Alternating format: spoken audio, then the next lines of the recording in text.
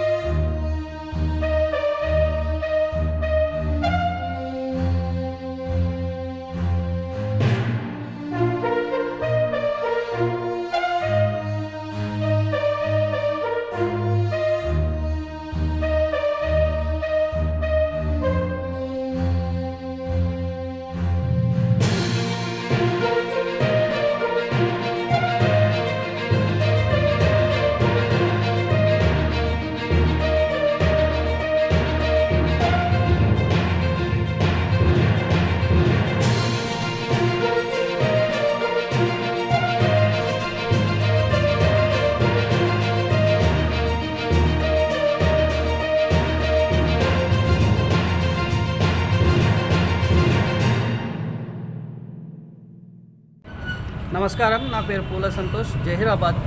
ఈ మధ్యకాలంలో మన తెలంగాణ రాష్ట్రంలో బర్డ్ ఫ్లూ అంటే చికెన్ తింటే బర్డ్ ఫ్లూ వస్తున్నదనే ఈ మధ్య మనం చూసేనున్నాం.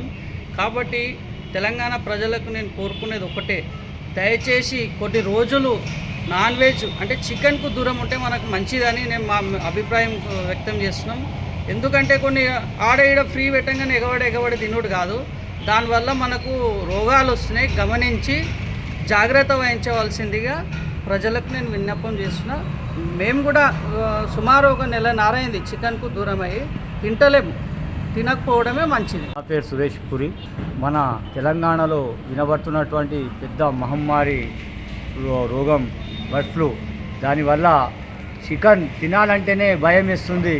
చికెన్ వల్ల అది తింటే చికెన్ వస్తుందని చెప్పి మేము ఒక నెల నుంచి అయితే చికెన్ తినడం కాదు కదా, చూడడం కూడా మానేసాం దాన్ని.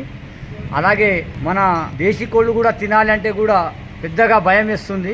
కానీ అలాంటి విషయంలో కూడా కొంచెం చికెన్ తినకుండా మన యొక్క తెలంగాణ ప్రజలు ఆరోగ్యంగా ఉండాలంటే చికెన్కు దూరంగా ఉండాలని విన్నపిస్తూ. Hi everybody, this is Kiriti Damaraju. Like, share and subscribe to Saira TV.